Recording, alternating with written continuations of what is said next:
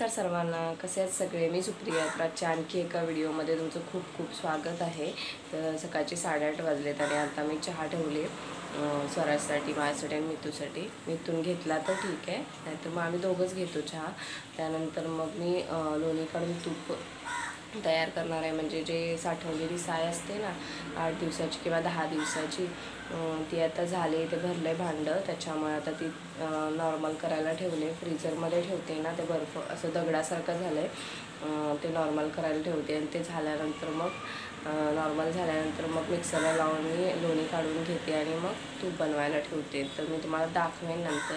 काल एक मी आपल्या चॅनलवर व्हिडिओ टाकलेला आहे, जे की मी पायपुसणी बनवले. तो तुम्ही नक्की जाऊन बघा आणि मी पायपुसणी कशी बनवले ते नक्की कमेंट करून सांगा आणि तुमचा सपोर्ट असाच राहू दे. इथे असं चहा छान असं उकळतोय मस्त. आता तो चहा मी थोड्या वेळाने घेईन. आता इथे मी साय बाजूला काढून ठेवते, जे की मगाशी मी तुम्हाला बोलले मला तूप करायचं आहे. त्यासाठी तिथे बाजूला ठेवून मग म्हटलं चहा घेऊन झाल्यावर पटकन चपात्या बनवून घ्याव्या, कारण सगळ्यांनाच भूक लागली होती लवकर. कारण ह्यांचं आज कामावर जायचं काही फिक्स नव्हतं आणि अचानक मग नंतर त्यांना फोन आला. पण मी होते तेवढ्या चपात्या पटकन करून घेतल्या 7-8 आणि सगळ्या नाश्त्याला संपवल्या सगळ्यांनी. नंतर मग मी इथं भाजीची तयार करून घेते, कारण शुक्रवार असल्यामुळे त्यांना आज सुकी मच्छीची भाजी डब्याला हवी होती. मग ते आणायला गेले होते, तोपर्यंत मला म्हणाले कांदा वगैरे सगळं चिरून ठेव. मग मी इथे अशी छान अशी भाजीची तयारी करून ठेवली आणि एकीकडे पीठ मळायला परातीमध्ये मीठ टाकून घेतलं आणि मग पीठ मळून घेते. नंतर इथे ही काढ आणले, खारा बांगडा आणला आहे आणि काय म्हणतात त्याला, बोंबील, सुके बोंबील आणि खारी मच्छी असते ते तुकडे तुकडे घेऊन आलेत आणि त्या खाऱ्या मच्छीच्या तुकड्यांचीच भाजी बनवली. आणि ही भाजी त्यांनीच बनवली, कारण माझ्या हातची त्यांना सुकी मच्छी आवडत नाही. त्याच्यामुळे मग मी चपात्या पटकन बनवून घेतल्या आणि चपात्या करता करता इथे स्वराज भाषणाची तयार करतोय, कारण सावित्रीबाई फुले यांची पुण्यतिथी 10 तारखेला आहे ना, त्यासाठी. मग त्यांना डबा भरून ठेवला तिथे आणि तो घेऊन ते कामावर निघाले. त्याच्यानंतर मग मी बाकीची कामं उरकून घेतली होती ऑलरेडीच, म्हणजे कपडे वगैरे आधीच झाले होते, फक्त जेवलेली भांडी वगैरे घासायची होती. मग मी त्यांना जाता जाता विचारलं की पायपुसणं कसं झालं आहे, तर बोलले की छान झालं आहे मस्त. पण मी काय बोललो नाही तुला.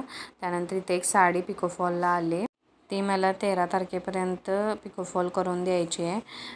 मग मी लोणी काढायला घेतलं, कारण ती साय नॉर्मल झाली होती. इथे बघू शकते मी मिक्सरवरच लोणी काढून घेते, हाताने वगैरे काही ढवळत नाही ती साय. एकदा मी साय ढवळून लोणी काढण्याचा प्रयत्न केला होता, पण काही निघालंच नाही. बराच वेळ प्रयत्न केला. त्याच्यानंतर मी असंच करते मग की फ्रीजमधनं ती साय काढून थोडा वेळ ठेवली आणि नंतर थंड पाणी घालून मिक्सरला लावली ना की पटकन लोणी निघतं. मग ते त्याच्यानंतर मी कडवायला ठेवते.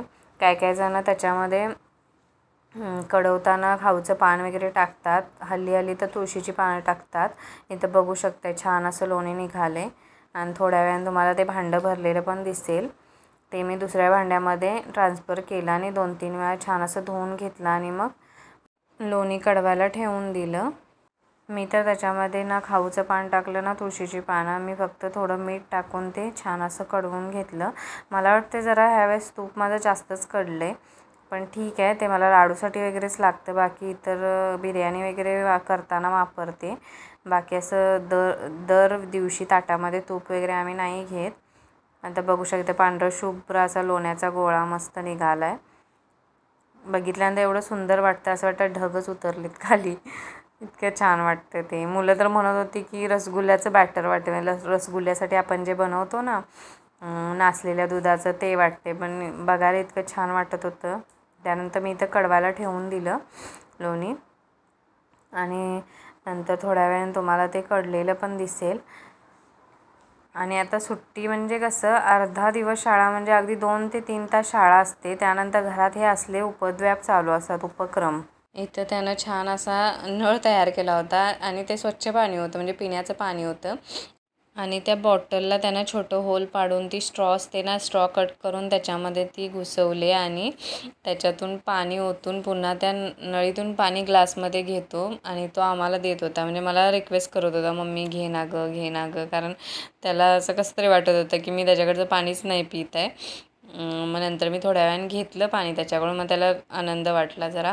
इथे माझं तूप कडून तयार आहे आणि हे तूप कडलेलं भांडं मी कसं क्लीन करते तुम्हाला दाखवते. हे असं पाणी ठेवून भांडं छान असं उकळून घेते आणि तोपर्यंत मग ते उकळेपर्यंत बाकीची भांडी मी घासून घेतली आणि गरम गरम भांडं घासून घ्यायचं म्हणजे ते पटकन निघून जातं. आणि जास्तच जर हार्ड असेल ना खाली जे लागलेलं काळं, जो आपला चम्मच असतो ना त्या चम्मचने असं खरडवून घ्यायचं, लगेच निघून जातं गरम गरम असताना. नंतर बघाल तुम्ही ते कसं छान असं निघाले, कारण मी ते तुम्हाला दाखवले. इथे आता माझी सगळी भांडी वगैरे घासून झालेली आहेत आणि हेच मी ते तूप कडवलेलं भांडं आहे. भांडी घासून झाल्यानंतर मग किचन ओटा वगैरे लगेच क्लीन करून घेतला आणि स्वराजला आंबा खायची हुक्की आली होती, म्हणजे कच्चा आंबा. त्याला खरं तर गोड काहीतरी हवं होतं, पण म्हणाला ठीक आहे, नाही आहे गोड तर राहू दे, पण आंबा तरी कट करून दे. मग त्याला आंबा कट करून दिला. त्याला म्हटलं तिखट मीठ लावून देते तर नको म्हणाला, प्लेनच हवं आहे. मग त्याला दिलं. खरं तर तो बराच वेळ झाला माझ्याकडं मागत होता, पण मी त्याला म्हटलं माझी भांडी घासून झाल्याशिवाय मी काही तुला देणार नाही खाऊ, म्हणून त्यानं तोंड ते वाईट केलं होतं. तर मी त्याच्यानंतर पायपुसणी बनवायला घेतली. आदल्या दिवशी पण 2 बनवली आणि आता हे आज पण बनवते 2 पायपुसणी, कारण आता पावसाळ्यात पण उपयोगी येतील भरपूर. म्हणजे मुलं कशी बाहेरून वगैरे येतात, भरपूर खराब होतात पायपुसणी, त्यासाठी मग आधीच तयारी करून ठेवलेली बरी असते. आणि मी कशी टिप मारते बघा, पूर्ण गुंडाळा कधीच ओपन करत नाही, हळूहळू ती गुंडाळी ओपन करत जायचं, म्हणजे छान शिवली जातात. त्याचे 2 पायपुसणी छान अशी तयार केलेत आज. कशी वाटतात नक्की सांगा कमेंट करून. आणि तुम्ही पण असेच कपडे वेस्टेज जे असतात त्याच्यापासून असं काय करता काय, नक्की कमेंट करून सांगा. आता पायपुसणी झाल्यानंतर हे पसारा किती पडला आहे बघू शकताय, म्हणजे जो मी पायपुसणीसाठी कटिंग वगैरे केलं होतं ते आता स्वच्छ करून घेणार आहे आणि मस्त असा चहा घेणार आहे. आता हॉलमधलं सगळं आवरते आणि आता चहा घेते. मितालीने बनवला आहे चहा, तिला म्हटलं थोडंसं बनवून जा कोरा, मग त्याच्यामध्ये मी दूध टाकून नंतर घेईन. तर आता चहा पिते आणि हॉलमधलं पटकन आवरून घेते. इथे असा कोरा चहा बनवून गेली ती आणि बरोबर 6 वाजलेत मला कचरा वगैरे काढून घ्यायला. त्यानंतर मस्त असा चहा घेतला. या तुम्ही पण चहा घ्यायला माझ्यासोबत. तर इथे असं मी चहा घेऊन मस्तपैकी हॉलमध्ये चहा पिला आणि बघू शकता सगळं हॉल क्लीन करून घेतला आहे मी ऑलरेडी. त्यानंतर मग तुम्हाला एक गोष्ट सांगायची ती म्हणजे चॅनेलवर जर नवीन असाल तर नक्की लाईक शेअर सबस्क्राईब करा आणि तुमचा सपोर्ट असाच राहू दे. आणि पायपुसणं बनवल्या मी ते वापरायलासुद्धा घेतलं. आजचा व्हिडिओ कसा वाटला नक्की कमेंट करून सांगा. चला तर मग बाय, पुन्हा भेटू आणखी एका नवीन व्हिडिओमध्ये.